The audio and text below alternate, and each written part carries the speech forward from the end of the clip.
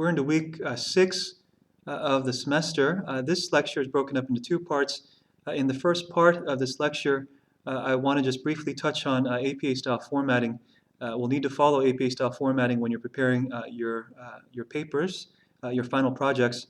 And then also for your final projects in the second part of this lecture, we'll describe for you a schema for describing your particular policy or program that you've chosen for your projects. And so as part of that schema, you'll need to take a look at the basic structural components of your program. For example, looking at the goals, eligibility, benefits or services offered, and so on and so forth. I'm going to ask you to look at some alternate program characteristics. So aside from those 5 main dimensions that I'd like you to describe for your projects, there are 3 additional dimensions that I'd like you to take a look at in terms of your particular policy or program that you've chosen. I'm not going to require much in the way of evaluation for your particular policy, but just a very brief description of maybe the adequacy of your program. And I describe 2 different types of adequacy, horizontal and vertical adequacy, and I'll describe to you what those terms mean. But first, I'll get into a little bit about the APA-style formatting that I'd like you to use for your papers. So we follow the American Psychological Association, the APA-style formatting for the papers that we write. In our classes, we have some basic rules that are going to apply to the different sections of your paper. Your paper will typically be broken up into 4 main parts. You'll have, of course, the title page. You'll have an abstract. You'll have the main text of the paper, and then, of course, the reference list. For your particular project for the semester, I'm not going to ask that you prepare an abstract necessarily, so the other 3 parts of your paper, we'll just look at those parts and what the rules say about preparing those parts. So in terms of the title page, in terms of the main text of your paper, and in terms of the references. So first, the title page. The title page, of course, there are some rules, some APA rules that apply to preparing a title page. You'll have to prepare the title of your paper, of course, the names of the persons in your group. You'll have to write on the title page as well, and also the university affiliation. The APA rules also require that you have a running head, or a running header up top. The actual words running head should appear on the first page along with the title in all capitalized letters. Page numbering also starts on the first page, and the page number should appear on the top right corner of the title page. In terms of the main text of your paper, I would anticipate that you're going to use either short quotations, long quotations, or some type of paraphrasing or summarizing. So in the case of short quotations, you want to make sure that in parentheses, once you quote your source, you want to have the last name of the author, you want to have the year of publication, and you also want to cite the page number. So I'll give you an example. In your slides, you'll have the quotation marks, you'll have the actual quote that you bring in, and then just the rules that I just stated to you. If you're going to use a long quotation, and by long quotation, I'm thinking 5 lines or more of text, if you're going to use a block quote, in other words. In the case of a block quote, you don't need quotation marks. You simply need to bring the quote in. You need to indent, you need to indent the entire paragraph that you use.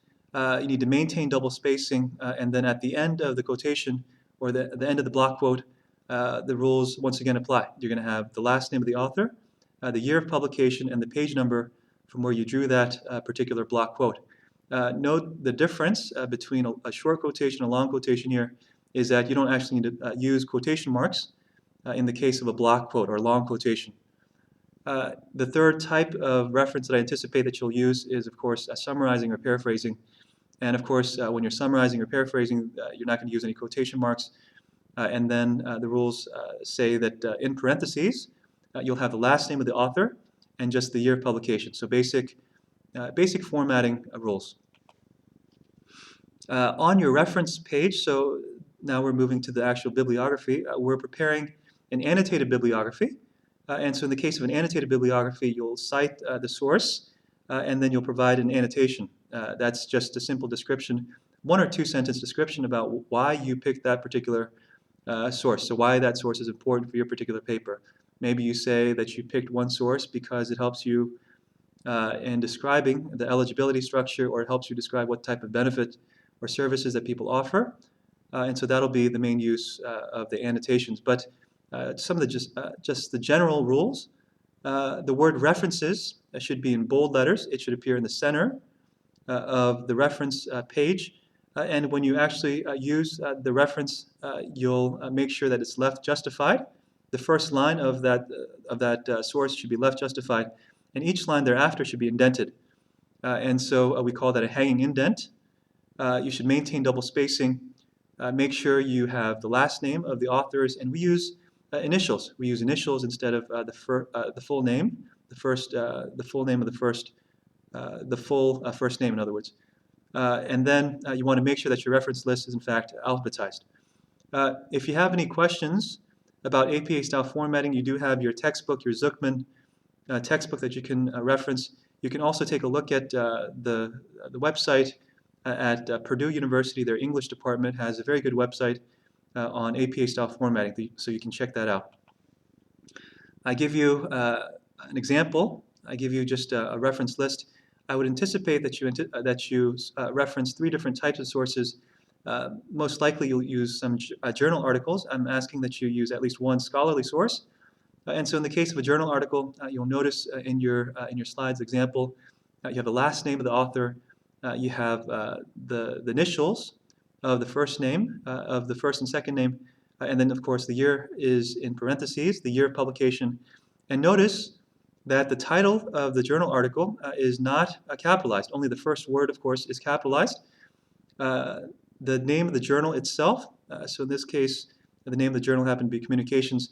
That's, in fact, the whole journal name.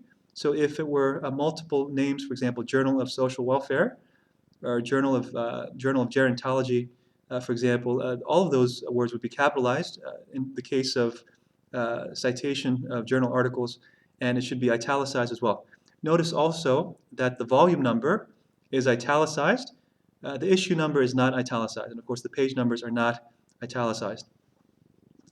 In the case of a web page, we have a similar format, the last name of the author, the initials of the author's first and second name, or any other name, the date of the publication, namely the year of publication, and the title of the document. The title of the document is going to be capitalized. All words will be capitalized and italicized, much like you would with the names of the journals.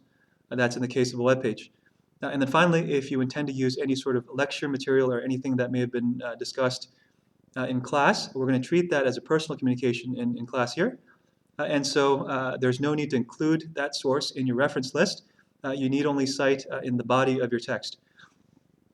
And so if you just simply give the name of the person who delivered that communication, either me or one of your classmates, the name of the lecture and the date of the lecture, that should be sufficient. So basic rules for APA style formatting. Once again, if you need further guidance, you can check your Zuckman handbook or also reference the OWL webpage, or you can also ask me with questions. We'll stop there for this lecture. We'll continue on with structural components of programs.